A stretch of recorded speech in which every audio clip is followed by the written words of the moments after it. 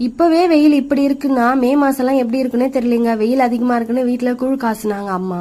அதுக்கப்புறம் நைட்டு சாப்பாட்டுக்கு வெஜிடபிள் பிரியாணி செஞ்சிருந்தாங்க. இதுக்கு சைட் டிஷ்ஷா முட்டை வச்சிருந்தேன். ஆனா இந்த முட்டையை அப்படியே சாப்பிடாம காரசாரமா ஏதாச்சும் செஞ்சு சாப்பிடலான்னு இப்படி ஒண்ணு ட்ரை பண்ணுங்க.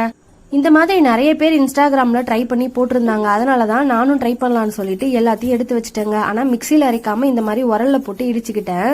பூண்டு, ஒரே ஒரு பச்சை மிளகா, ஒரு துண்டு இஞ்சிங்க, அது கூடவே கொஞ்சோண்டு கொத்தமல்லி, கொஞ்சோண்டு சீரகம் சேர்த்து நல்லா இடிச்சுக்கிட்டேன். தேவையான உப்பும் சேர்த்துக்கிட்டேன். முட்டையை இந்த மாதிரி ரெண்டா வெட்டிட்டு அதுக்கு இடையில நம்ம இடிச்சு வச்சிருக்கோம் இல்லையா, அந்த பச்சை மிளகா பேஸ்ட்டை தடவிட்டு முட்டையை இப்படி மூடி சாப்பிட்டு பாருங்க. உண்மையாவே டேஸ்ட் சூப்பரா இருந்தது.